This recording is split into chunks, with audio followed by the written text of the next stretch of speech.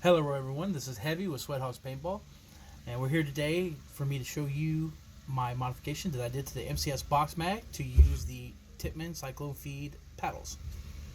Just a little disclaimer on that, once you do this modification, you cannot go back to using the rib clip internals. It is Cyclone feed paddles all the way.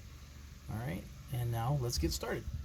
Alright, so now that I have it disassembled, I can show you guys exactly what I did. The first thing we're going to do is I'm going to show you this piece right here. This is actually the spring housing that was originally with the rip clip. Alright, so the spring housing originally held this spring here. Held it,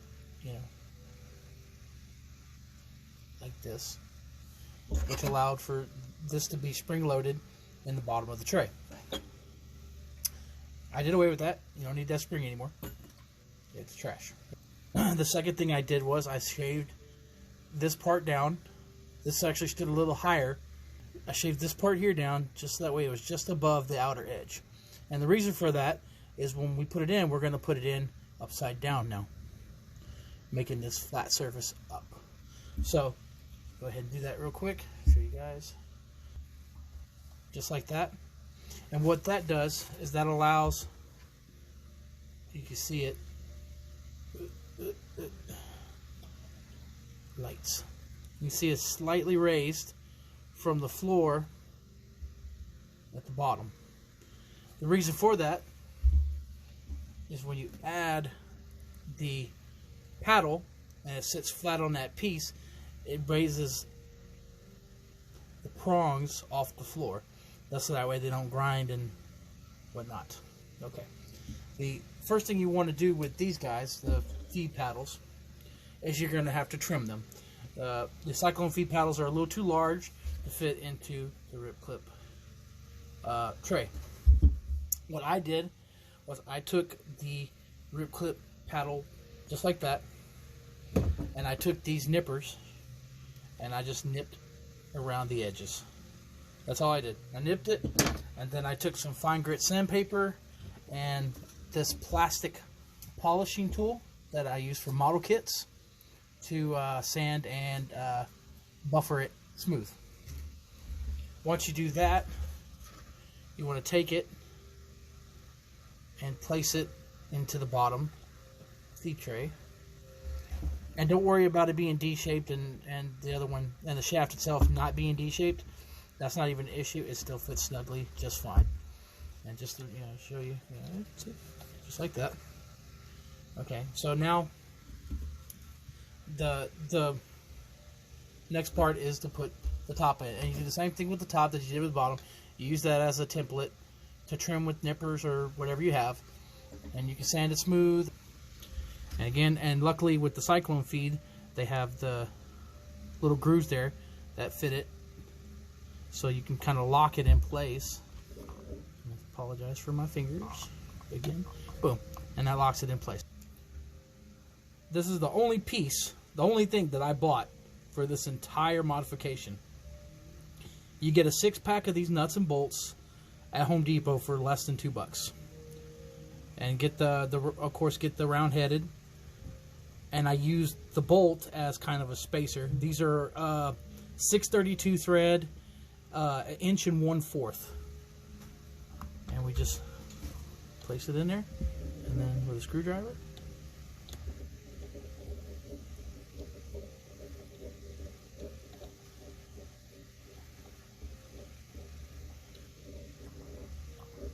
And that's it.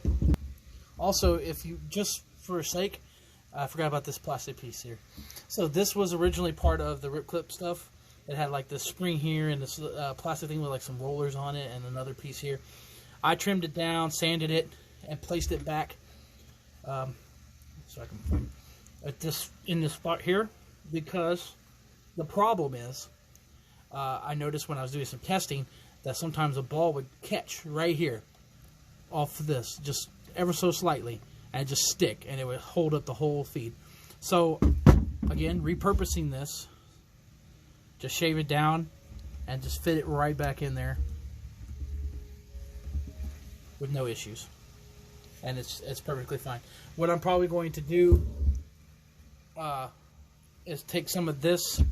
This is a a modeler's glue, so it's for plastic, and you can get this at any like hobby store. And just, you know, put a little on there, let it set, and it's basically plastic cement. So it works fantastic. All right, now we're to the final bit of this modification. So this is the ball catch that I made for it. And what the ball catch does, it fits right in here like this, and it just directs the balls into the feed port. This is actually, I fabricated out of an old fork. So I took an angle grinder and I cut it up, drilled a hole, and this screw, this bolt here, it's actually the original shaft screw that went into the rip clip. And I just shaped it to fit, left the prong, shaped that to fit, and here, if you look here, I drilled a hole that's a little smaller than the screw. You also have to trim this here. I took, you could use a Dremel, but I just took this scalpel and I just carved it out. It originally looked like this here, now it's flat, so that way when you place this here with that hole, because the hole's a little smaller, when you start to thread it through, it threads the hole itself, thus giving it a snug fit. Right, so that's in. It's in there. It ain't going anywhere. It's pretty snug. Once you clamp all the power back to it, you're not going to have any movement out of it. And the way I bent it, if you look, it folds up perfectly with the with that there like that. So see, so it's like just nice and smooth. And if you can see right here, that's the tip of the bolt coming out. Now you can shave that off if you want. I didn't, because the distance between here and here is smaller than a paintball. Nothing's going to fall into this area here. Now back to this here. Obviously, now that we have this excess here, this metal and stuff here, we've trimmed this away, of course, but you're still looking at some issue when the tower comes in. Now here is where all the cutting and scraping and whatnot comes from. So the first thing you want to do with the tower is you have to cut all the excess off here. So like all this excess here, you have to cut off. What I did, what was easiest for me, is I took that scalpel and I put the tower in, and I literally just cut it a line across, like right here. That's all I did. So that way I had like a guide, and then I just went in and shaped it out and sanded it.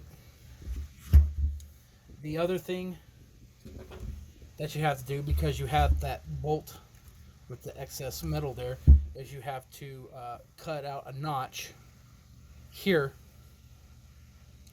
so that way it can feed in and this can still cinch up. And as well, you have to dig out a groove for the plate and the screw. I used a hot tool, this right here. This is it's a wood burning tool. I used this. You can still see the plastic on it from when I used it. But I used this to burn it out and dig in. And then I came back with my scalpel and I just cut out all the burnt out pieces. And then again, using sandpaper, just, you know. And again, it's not a good, it's not pretty, but it works. So now that all that is done, and this is time consuming, it's going to take you a little while to do this. If you have a Dremel, which I don't, if you have a Dremel, it'd probably work a little bit quicker for you. But for me, that's what I had, that's what I used, and it worked just fine. So now we go with putting this all together. As you see, nothing's impeding, it fit in there very nicely. We throw our connector bolt on there, get it snug, and she's ready to go. And that's it for that modification. I also did, but this is my ramp feed that I made, because one of the big issues was that when you're playing, sometimes the balls are just sitting on these flat surfaces and they're not falling into the feed mechanism. So I made this out of EVA foam. It's super light. Again, I took that hot tool, this guy right here, and I just carved me out some ramps. Again, not pretty, but effective. And it just fits in there just like that. Thank you for watching this video of my modifications to my MCS box mag to use the Tippman Cyclone paddles. This has been Heavy of Sweat Hogs Paintball, and you can find us on Facebook and on YouTube. Be sure to hit us up, give us a like, get a subscribe. Also hit up Joker and his channel, Ball of Duty, and we'll see you next time on the field.